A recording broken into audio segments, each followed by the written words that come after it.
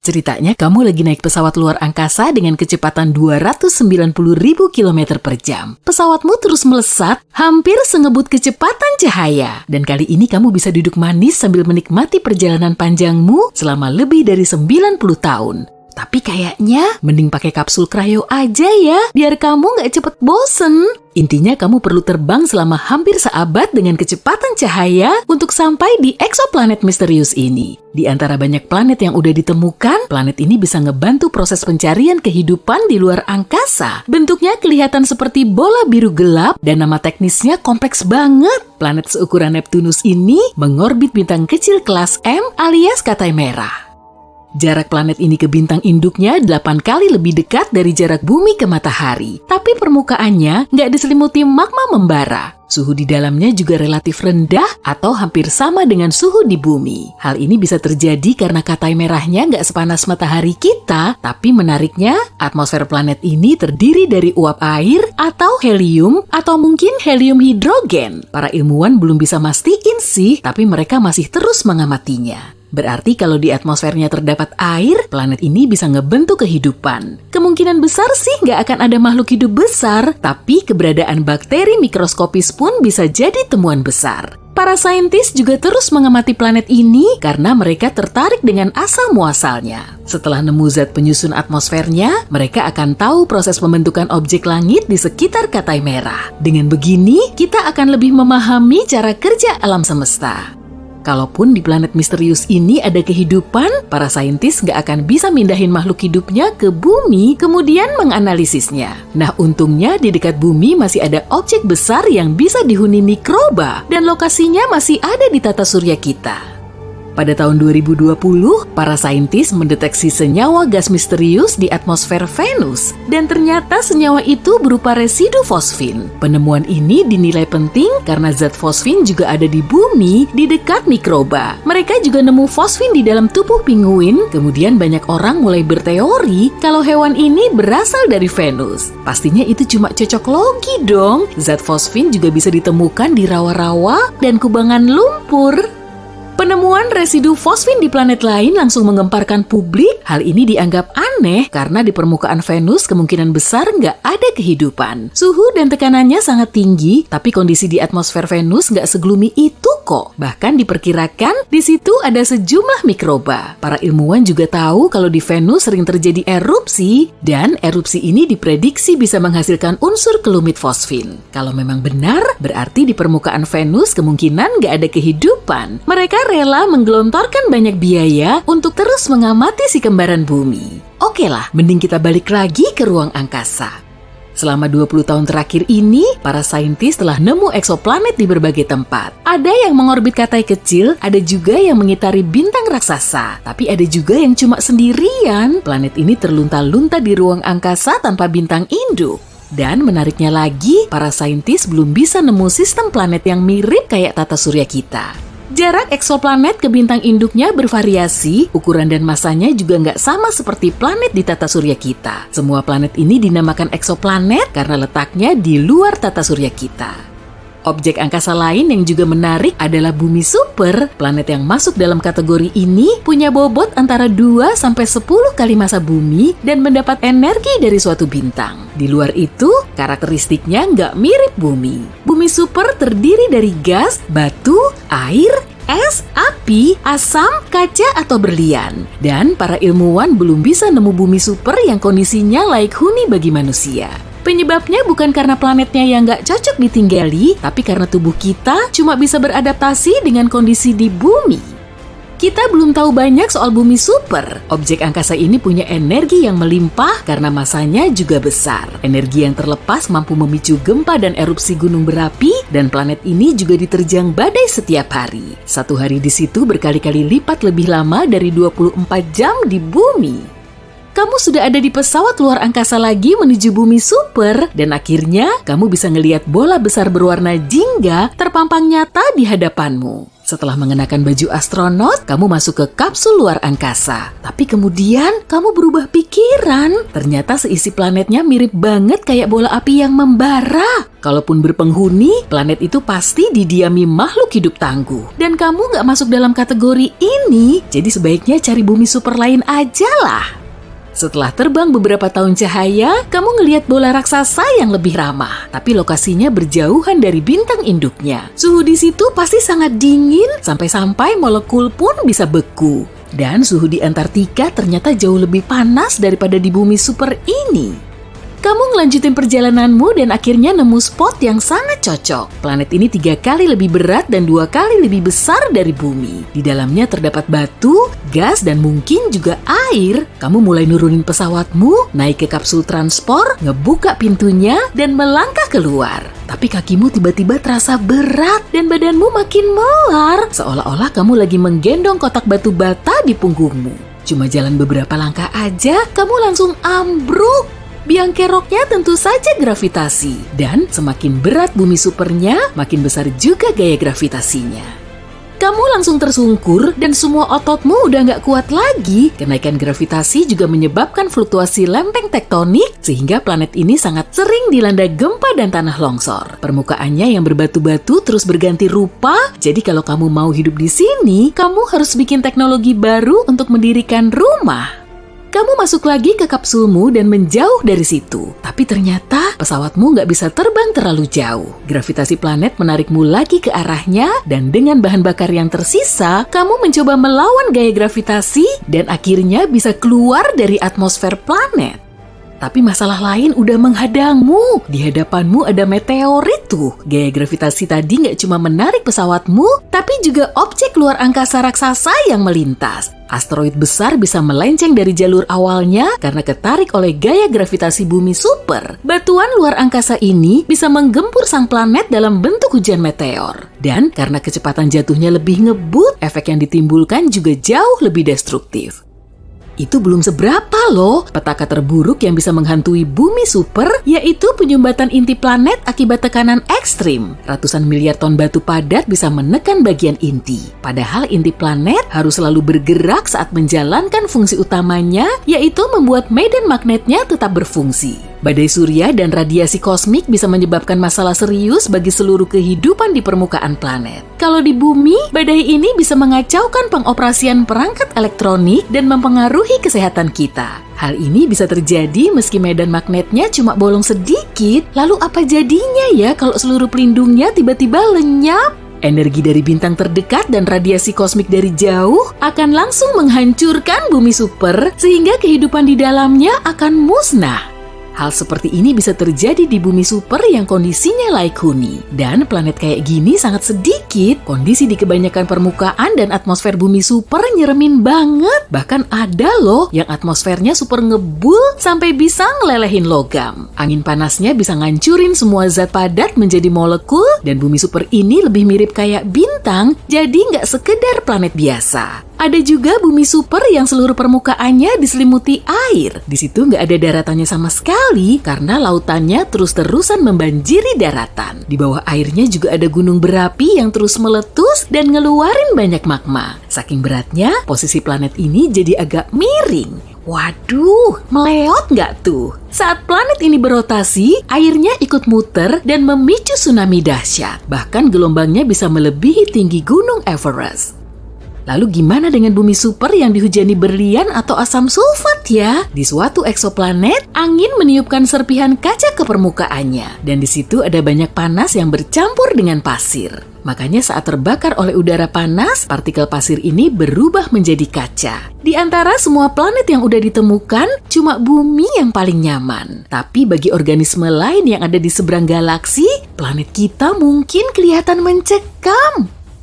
Kita berangkat! Ini pesawat penjelajah antar galaksi. Destinasi di tiketmu adalah perjalanan ke kelompok galaksi lokal, antara lain galaksi Magellan besar dan kecil, Nebula Orion, Andromeda, galaksi Triangulum, dan beberapa objek menarik di antara mereka. Tolong tiketnya. Harap diperhatikan, kamu mungkin akan mengalami sedikit sensasi kesemutan saat kita memasuki hiperruang. Pesawat dan semua yang ada di dalamnya sedang melalui peralihan fase dimensi. Jangan khawatir, kesemutan itu cepat berlalu. Nah, penumpang semua, ketika kita menuju garis galaksi 180 derajat lintang utara seperti yang biasa disebut penghuni Terraria, hal pertama yang menarik adalah area pembentukan bintang intens yang dikenal sebagai M42, Nebula Orion. Tapi pertama-tama, ada kejutan spesial dari kapten yang enggak diiklankan di daftar rencana perjalanan. Nebula Kepala Kuda letaknya jauh di sebelah kiri pesawat, yaitu di sebelah kiri kalian, Aegis. Sebutannya M43. Bintang yang baru terbentuk di kepala kuda ini memiliki angin surya kuat yang mendeformasi bentuk awan nebula. Perhatikan baik-baik sekarang, sebab dalam beberapa ribu tahun, gas-gas itu akan tersapu oleh nebula mirip bintang yang membentuk matahari kita. Ya, itu sudah lama berlalu, kecuali gas-gas nebula yang ditangkap oleh Jupiter, Saturnus, dan Neptunus. Oke, salah satu penjelajah muda kita bertanya, apa arti huruf M dalam M42 dan M43? Nah, nona muda, huruf M adalah singkatan dari Messier. Diucapkan Messier, bukan Messier, yang artinya lebih berantakan. Charles Messier, persisnya adalah astronom Perancis dari abad ke-18. Dia menerbitkan katalog berisi 110 objek kabur seperti yang terlihat melalui teleskop awal. Nebula Kepala Kuda berada di nomor 43 dalam katalog ini. Kita akan bertemu lebih banyak M saat melanjutkan perjalanan kita. Mendongak, kita mendekati Nebula Orion. Gas-gas di nebula ini mungkin kurang berwarna dibanding yang kamu harapkan.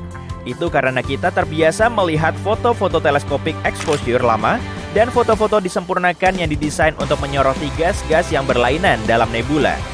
Kusarankan kalian memakai kacamata berwarna yang tersedia di paket perjalanan untuk mengamatinya.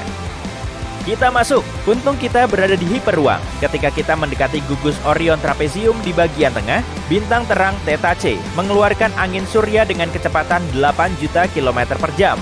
Angin ini mengukir seluruh awan gas, membentuk gelombang kejut yang mengompresi bintang-bintang di dekatnya. Theta C adalah megabintang yang 200.000 kali lebih terang daripada matahari. Bintang ini akan mengalami supernova dalam waktu sekitar 1.000.000 tahun. Aku udah nggak ada saat itu. Oksigen, hidrogen, dan belerang berpendar dalam keadaan terionisasi, kayak bohlam lampu fluoresen. Oksigen biru, hidrogen merah, sebagian hijau, dan belerang serta debu bersinar kuning oranye. Ketika kita keluar dari Nebula Orion dan naik ke bidang galaksi, tampak lengan-lengan spiral Bima Sakti. Matahari kita yang nggak bisa kamu bedakan dari ketinggian di atas galaksi ini, ada dalam Orion Spur di antara lengan Perseus luar dan lengan Sagittarius dalam. Perhatikan bahwa di pusat Bima Sakti terdapat batang magnetik terang yang berperan penting dalam pembentukan bintang. Lebih dari 70% galaksi tetangga memiliki batang magnetik. Ini adalah tanda galaksi dewasa. Cuma 20% dari galaksi yang jauh memiliki batang magnetik di dalam intinya. Baru ingat, Barjus sudah buka penumpang semua? Pramusaji H1 kami akan mengambil pesanan kalian. Itu galaksi Andromeda yang jauh sekali ke sebelah kiri. Tapi arahkan perhatianmu ke banyak galaksi Katai, lebih dari 40 galaksi yang menghuni galaksi di sekitar kita. Kita menuju salah satu galaksi itu sekarang. Awan Magellan Besar, AMB bagi para astronom, adalah galaksi satelit Katai tak beraturan Bima Sakti yang terdiri dari 30 miliar bintang dengan area pembentukan bintang dinamis disebut Nebula Tarantula yang akan kita jelajahi sebentar lagi. Kalau ada awan Magellan Besar, tentu ada awan Magellan Kecil, AMK. Itu dia, di sebelah kiri bawah AMB.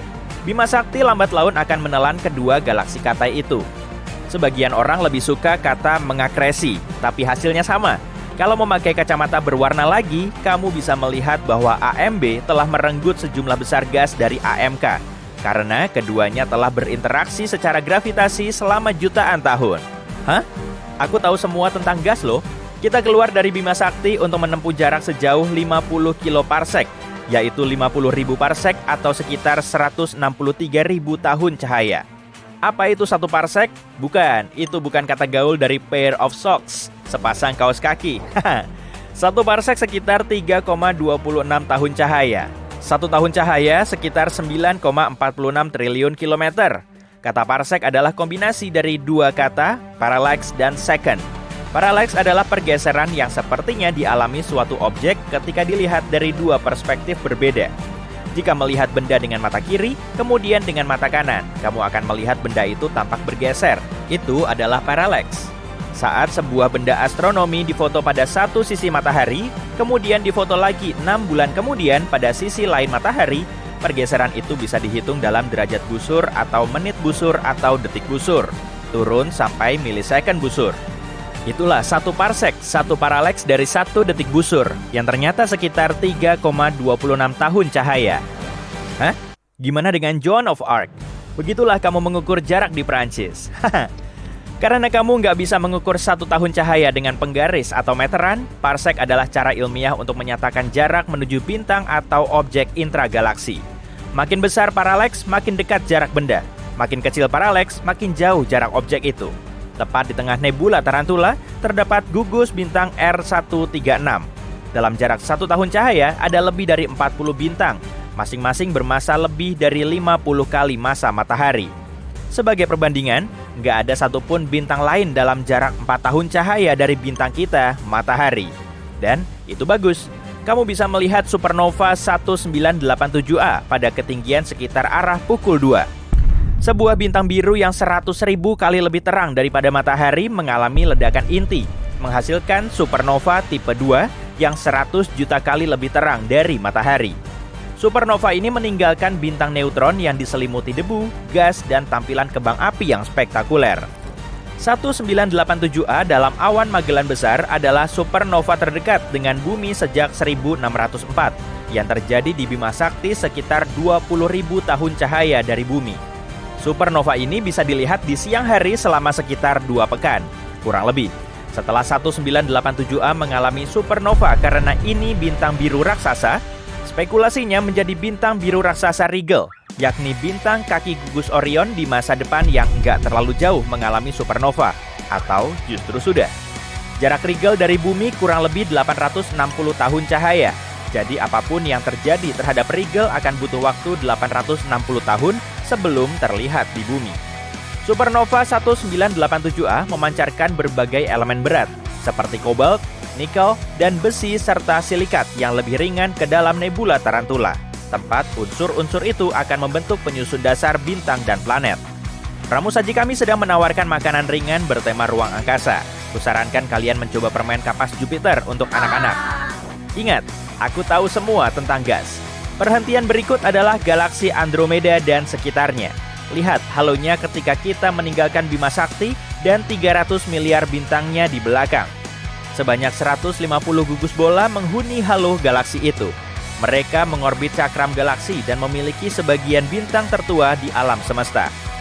Cara gugusan ini sampai di sini di galaksi kita menjadi penelitian intens. Kamu akan melihat NGC 6822, sebuah galaksi katai tak beraturan jauh di sebelah kanan. NGC kependekan dari New General Catalog atau Katalog Umum Baru Objek-Objek Astronomi. Mungkin kamu akan berpikir kalau ada katalog umum lama, tapi nggak ada. Yang ada cuma katalog baru, tapi ada katalog umum baru yang direvisi, yang secara teratur menjadi acuan para astronom. Cukup jelas kan? Ketika kita melewati NGC 6822, kamu akan melihat batang magnetik mulai terbentuk dan bercak-bercak terang pembentukan bintang baru. Galaksi ini ditemukan tahun 1884 oleh E.E. Barnard dan juga disebut galaksi Barnard. Pak Barnard adalah pengamat astronomi. Ada sebuah kawah di bulan, sebuah di Mars, dan sebuah area di satelit Jupiter Ganymede, sebuah planet minor yang dinamakan menurut namanya. Nomor 819 Barnardiana, dan bintang yang memiliki gerakan tercepat melintasi langit, bintang Barnard. Nggak banyak orang yang nama mereka terpampang di ruang angkasa seperti Edward Emerson Barnard. Mendekati galaksi Andromeda raksasa dengan triliunan bintangnya, kita akan menyusuri atas tepi barat dan mengunjungi salah satu galaksi kerdil pengiring galaksi raksasa ini, M110 atau NGC 205. Ya, sebutannya memang ada 2. Pilih salah satu. Yang pertama dari jenis ini, galaksi bola katai dengan massa sekitar 3,5 miliar matahari, M110 atau NGC 205, memiliki gugus bola di dekat pusatnya. Galaksi katai ini juga akan ditelan atau diakresi oleh galaksi Andromeda. Mungkin banyak bintang atau gas dari galaksi katai ini yang telah dikoyak, hal yang diperkuat oleh kurangnya formasi bintang di M110. Kalian menikmati perjalanan? Dan sekarang, perhentian terakhir kita, M33, galaksi Triangulum, galaksi spiral ketiga dan terakhir dari grup lokal kita. berlokasi di gugus kecil Triangulum.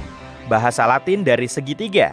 Tebakan jitu, ukuran M33 hampir setengahnya Bima Sakti. Jarak galaksi Triangulum adalah 2,7 juta tahun cahaya dari bumi, tapi jauh lebih dekat ke galaksi Andromeda dan bergerak ke sana. Jika kedua galaksi spiral itu bertabrakan, mungkin akan mengubah jalur galaksi Andromeda dan mencegah tabrakan dengan Bima Sakti yang sudah diprediksikan. Semoga begitu. Nah, pesan penting nih, kami akan menyajikan makan malam dalam perjalanan pulang ke bumi. Kalian bisa memilih ayam atau ikan. Semoga kalian menikmati perjalanan ini. Jika mengisi survei dan memberi kami bintang 5, kalian akan memperoleh hidangan penutup.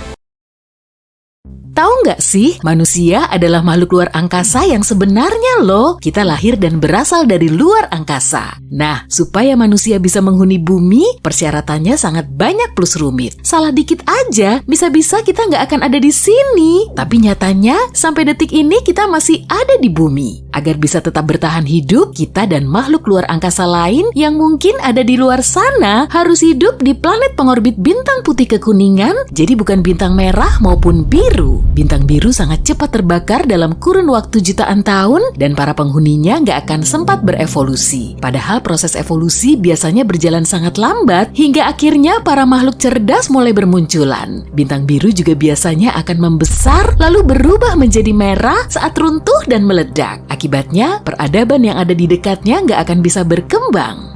Bintang merah memang paling sering dijumpai sampai saat ini, tapi prospeknya kurang bagus bagi peradaban cerdas di sekitarnya. Bintang merah sangat dingin dan redup, sehingga posisi planet yang mampu mengembangkan kehidupan harus sangat mepet dengan sang bintang. Akibatnya, planet ini akan terpapar radiasi sinar X kuat dan mematikan. Meskipun jumlahnya paling banyak dan planet pengorbitnya juga melimpah, bintang merah digolongkan sebagai area terlarang untuk menaungi kehidupan cerdas dan beradab seperti manusia. Nah, berarti yang tersisa cuma bintang kekuningan dan jumlahnya sekitar 10% dari total bintang di alam semesta. Namun begitu, ada hal penting yang harus dipenuhi. Sebelum kita meneliti kemungkinan adanya kehidupan cerdas di sekitar bintang kekuningan, yaitu bintang tersebut harus berasal dari generasi ketiga.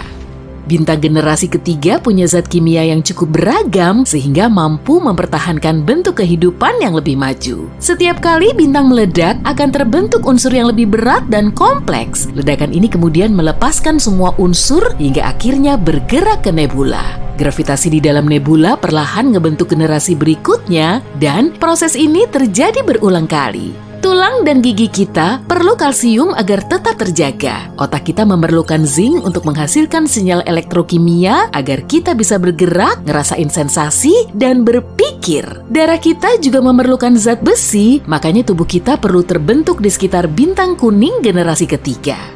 Hebatnya lagi, bumi kita punya berbagai unsur di alam semesta dan totalnya ada 94 unsur yang terbentuk secara alami, mulai dari hidrogen sampai plutonium. Mungkin karena itulah kita hidup di bumi. Selain itu, matahari kita berupa katai kuning generasi ketiga. Loh, memangnya kenapa kuning? Bintang kuning bisa sangat stabil saat terbakar oleh fusi nuklir. Intensitas cahayanya juga nggak berubah secara drastis selama miliaran tahun. Kalau intensitasnya sampai berubah 6% aja, suhu bumi akan acak-acakan sehingga nggak akan bisa lagi menopang kehidupan yang maju. Nah, untungnya bumi kita berada di zona Laikuni di sekitar matahari. Di zona ini, air dalam wujud cair bisa tetap ada, tapi kita masih perlu syarat lain agar kehidupan cerdas di luar angkasa bisa terbentuk, yaitu planetnya sendiri. Studi terbaru dengan teleskop Kepler mengungkapkan 1/4 bintang katai kuning diperkirakan memiliki planet mirip bumi di zona Laikuninya. Angka ini memang masih jadi perdebatan dan mungkin kisarannya berada di angka 1 dari 33 bintang katai kuning. Tapi tetap aja kan, jumlah planet pengorbit bintang kuning di zona Laikuni terbilang banyak. Nah, kita perlu mikirin faktor penting kedua tadi, yaitu planetnya sendiri. Planet yang bisa ngebentuk peradaban cerdas pasti punya banyak ciri khas yang nggak mungkin diperoleh satu persatu, apalagi dalam kombinasi. Yang terpenting, planet tersebut harus punya sistem perlindungan dari bintang yang diorbit. Karena cahaya bintang dihasilkan dari fusi nuklir di bagian inti, gas di sekitar korona matahari tertiup keluar angkasa dalam bentuk angin surya. Satelit Amerika Serikat secara berkala mengamati kekuatan angin surya yang sebagian besarnya berupa inti hidrogen terionisasi, kemudian dialiri listrik bersama dengan sedikit inti atom dari berbagai unsur lain di matahari. Bumi kita nggak secara langsung dilindungi oleh atmosfer, tapi magnetosfer telah menghentikan atau membelokkan angin surya berbahaya. Aurora akan terbentuk saat angin surya tertarik ke kutub magnet bumi, lalu menerangi udara di atmosfer atas seperti lampu neon. Tanpa magnetosfer di sekelilingnya, semua planet akan terpanggang oleh hujan inti hidrogen terionisasi dari sang bintang meski berada di zona Laikuni. Planet yang bisa menopang kehidupan harus punya magnetosfer yang cukup kuat agar bisa membelokkan angin surya. Dan nggak semua planet di tata surya kita punya pelindung ini. Raksasa gas seperti Jupiter, Saturnus, Uranus, dan Neptunus memang punya magnetosfer, tapi di dalamnya nggak ada bentuk kehidupan. Di antara planet berbatu, cuma Bumi dan Merkurius yang punya magnetosfer. Di Merkurius pun kandungannya terlalu lemah sehingga nggak mampu menghentikan angin surya. Apalagi lokasinya sangat mepet dengan matahari. Perisai lain yang mampu melindungi bumi dari matahari adalah atmosfer. Ketebalannya sekitar 483 km dan sebagian besarnya cuma terkonsentrasi sejauh 16 km dari permukaan bumi. Atmosfer mampu melindungi makhluk hidup di bumi dari radiasi ultraviolet matahari dan sinar X. Gas ozon atau 3 atom oksigen yang terikat menjadi molekul gas raksasa di atmosfer atas menghalangi sebagian besar radiasi ultraviolet sebelum mencapai tanah. Planet Mars yang atmosfernya 1000 kali lebih tipis dari bumi nggak memiliki ozon, emisi ultravioletnya juga telah meradiasi seluruh permukaan planet. Padahal sebuah planet harus bisa menghentikan radiasi ultraviolet dari bintangnya, sehingga komposisi atmosfernya sangat menentukan terbentuknya kehidupan yang cerdas. Mungkin sudah ada pelindungnya, tapi terdiri dari campuran zat langka dan membahayakan. Sebagian permukaan planet harus padat supaya bisa dipijaki dan dilalui. Planet ini juga harus punya kerak. Peradaban di bawah air atau di atmosfer planet lain cuma ada di dalam fiksi. Di dalam kerak ini juga harus ada lempeng tektonik yang terus bergerak. Pergerakan lempeng tektonik akan menghasilkan subduksi kerak. Nah, subduksi ini terjadi saat lempeng tektonik menunjam atau menggeser lempeng lain, kemudian membawa materi baru ke permukaan planet. Perubahan bahan kimianya bisa mencegah terjadinya keseimbangan sifat kimia karena nggak ada satupun yang bersifat reaktif. Gempa dan gunung berapi juga berkontribusi pada proses perubahan geokimia. Iya, kedua bencana ini juga punya kelebihan. Subduksi lempeng tektonik juga penting bagi kehidupan planet. Di Mars nggak ada aktivitas tektonik. Begitupun dengan Venus dan Merkurius. Padahal di Merkurius ada lempeng tektonik besar, tapi nggak ada aktivitas tektonik selain penyusutan kecil. Di kedua planet ini nggak ada kehidupan, terutama karena di situ nggak ada reaktivitas geokimia oleh subduksi tektonik. Lalu ada juga bulan sebagai satelit alami kita. Rasanya kok agak berlebihan ya kalau kita menganggap kehidupan di bumi tetap ada berkat bulan semata. Meski begitu kontribusinya memang sangat penting. Gravitasi bulan saat bergerak bersama bumi di luar angkasa nggak cuma mempengaruhi pasang surut air laut, tapi juga membantu rotasi bumi untuk menggerakkan magma di bawah sana.